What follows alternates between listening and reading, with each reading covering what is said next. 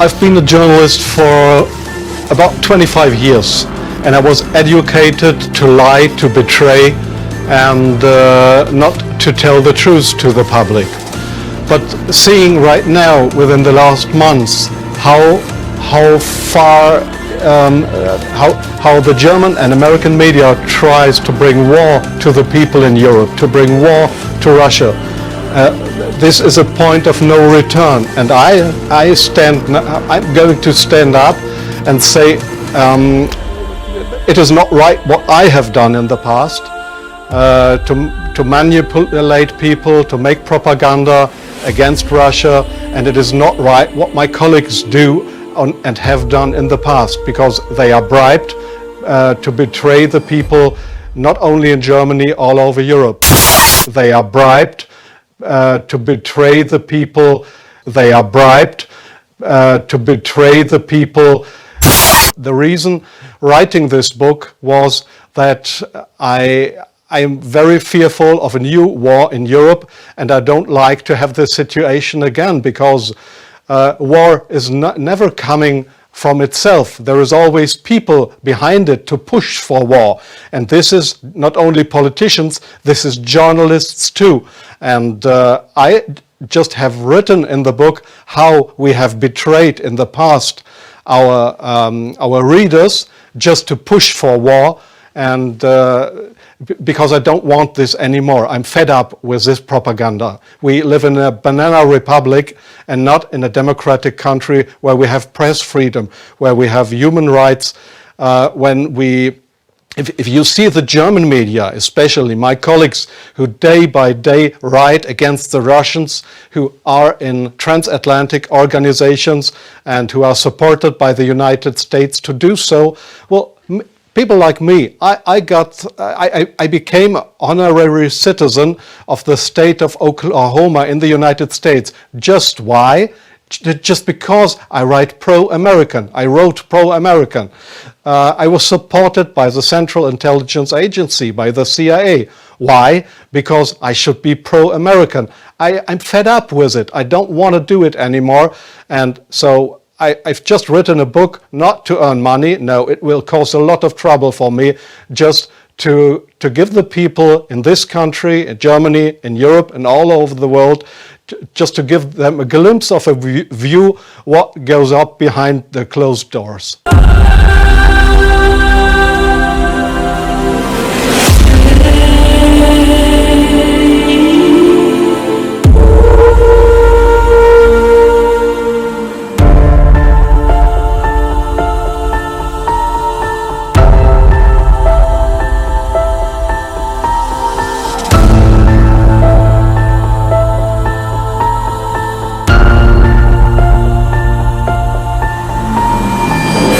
One of the hopeful things that I've discovered is that nearly every war that has started in the past 50 years has been a result of media lies. The media could have stopped it if they had searched deep enough. If they hadn't reprinted government propaganda, they could have stopped it. But what does that mean? Well, that means basically populations don't like wars. And populations have to be fooled into wars. Populations don't willingly and with open eyes go into a war. So if we have a good media environment, then we'll also have a peaceful environment. Our number one enemy is ignorance.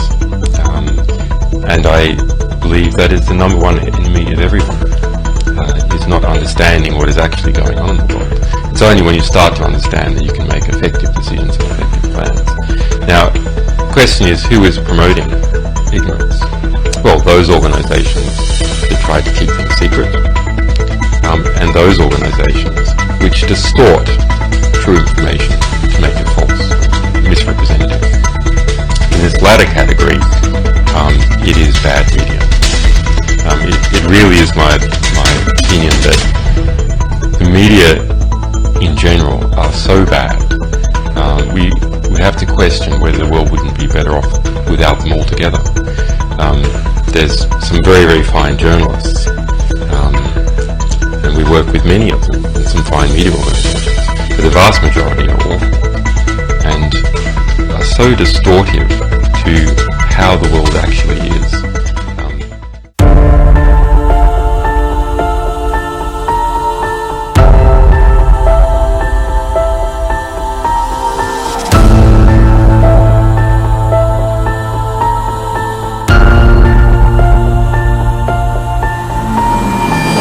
About my experience as being the crisis manager, the flu commissioner for Belgium and highlighting the communication aspects there. And then you have one opportunity to do it right. I mean, day one is so important. In day one, you start your communication with the press, with the people, and you have to do it right. I mean, you have to go for one voice, one message. In Belgium, they chose to appoint a non-politician to do that. I mean, I have no party affiliations, and that makes things a little bit, at that time at least, a little bit easier, because you're not attacked politically, majority, minority. That doesn't come into play, and that was a huge advantage. The second advantage is that you can play in Brussels the complete naive guy and get a lot more done than you would otherwise be able to do. You can play in Brussels the complete naive guy.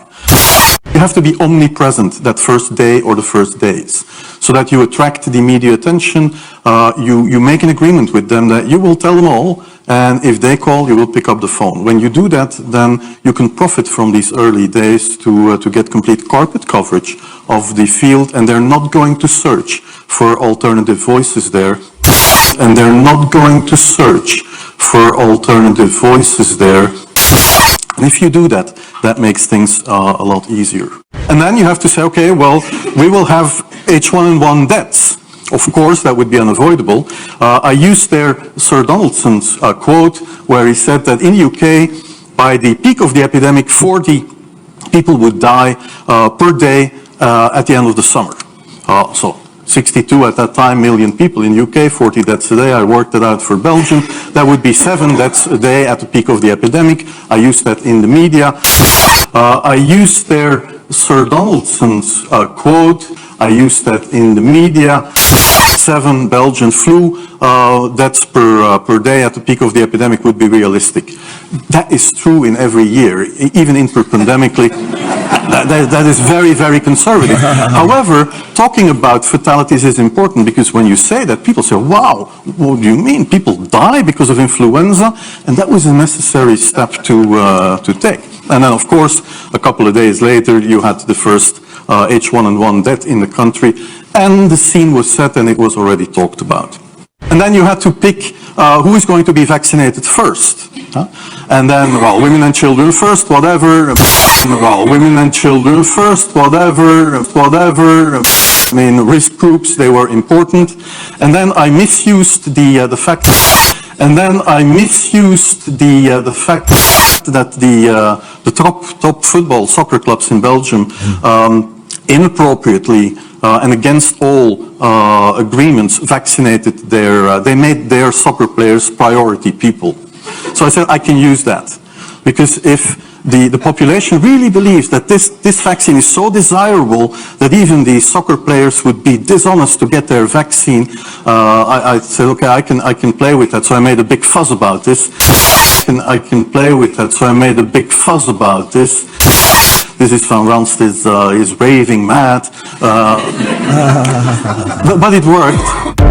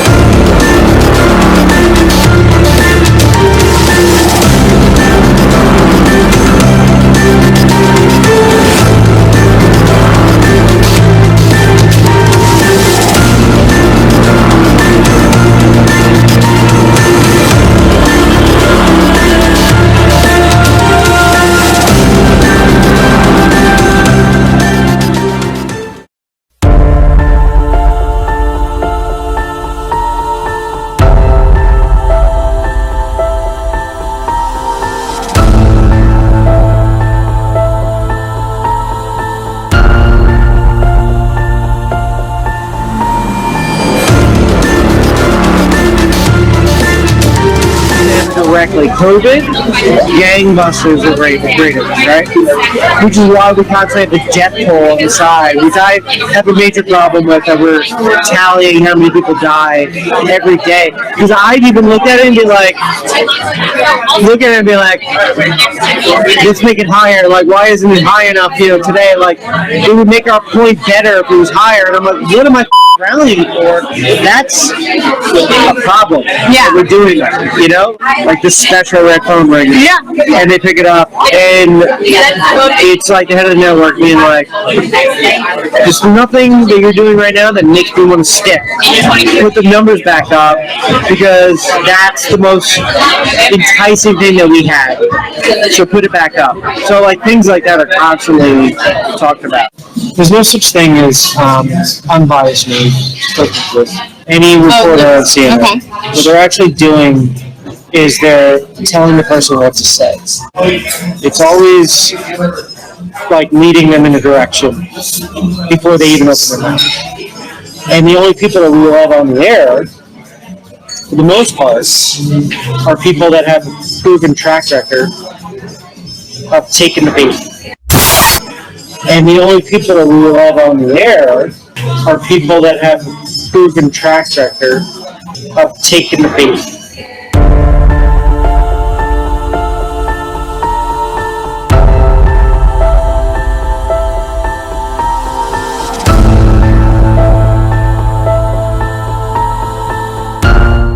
We want to find a way of ramping this up even beyond the end of the lockdown. And I don't know when the lockdown will end. Some people are saying the 16th of April, but when we announced it, I didn't say what year it will end. I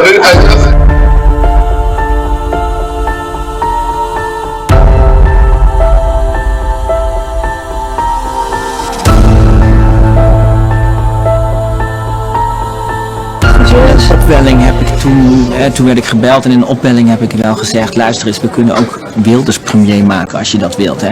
Dus je doet het via ons voortaan. Ja, misschien moet je dit niet onthullen, maar dit is wel een beetje hoe het gaat.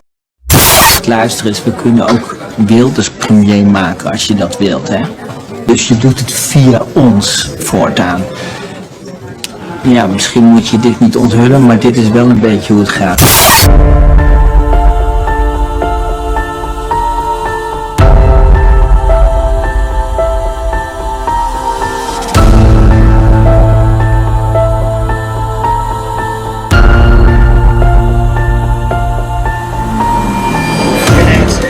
Office that once the public will be open to it, we're going to start focusing mainly on climate, global warming, and it's going to be our focus. Our focus was to get Trump out of office, right? Without saying it, that's what it was, right? So our next thing is going to be for climate change awareness. What does that look like? I don't know. I'm not sure. I have a feeling it's just going to be like constantly showing videos of like decline in ice and weather warming up and like the effects it's having on the economy and really diving into Besides that, head of the network, like just who's that? Is that Zucker? Zucker, yeah. I imagine that he's got his council and they've all like discussed like where they think So that's like the next pandemic like story like that will be to death. But that one's got longevity. You know what I mean? It's not like climate is going to take years. So they'll probably be able to milk that for quite a bit. You know? So climate change overload. Be prepared. It's coming. Do you think it's going to be just like a lot of like fear, like climate? Yeah, fear sells. Do you think it's going to be just like a lot of like fear, like climate? Yeah, fear sells.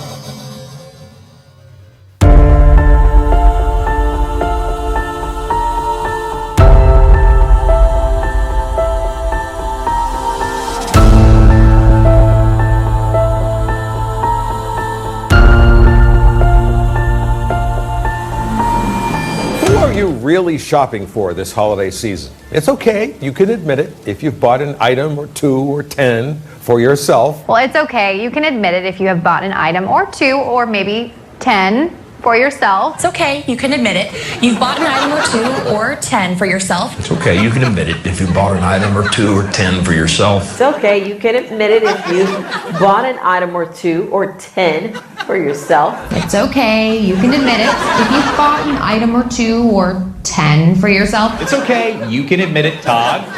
If you've bought an item or 2 or 10 for yourself. It's okay, you can admit it.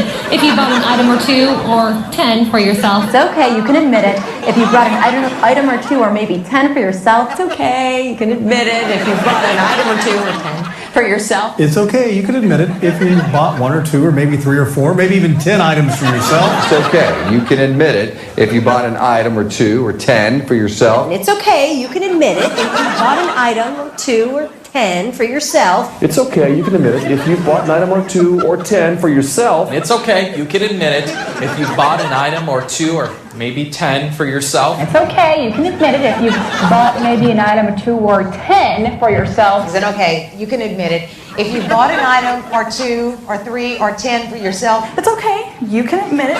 If you bought an item or 2 or 10 for yourself. It's okay, you can admit it if you bought an item or 2 or 10 for you. It's okay, you can admit it. If you've bought an item or 2 or 10 for yourself. It's okay. You can admit it if you bought an item or 2 or 10 for yourself. It's okay, you can admit it if you bought an item or 2 or 10, say for yourself. It's okay. Admit it if you bought an item or 2 or 10 for yourself. It's okay, you can admit it if you bought yourself 1 or 2 or 10 things for yourself, because a lot of people do it. This is extremely dangerous to our democracy. This is extremely dangerous to our democracy. This is extremely dangerous to our democracy. This is extremely dangerous to our democracy. This is extremely dangerous to our democracy. This is extremely dangerous to our democracy. This is extremely dangerous to our democracy. This is extremely dangerous to our democracy. This is extremely dangerous to our democracy. This is extremely dangerous to our democracy. This is extremely dangerous to our democracy. This is extremely dangerous to our democracy. This is extremely dangerous to our democracy.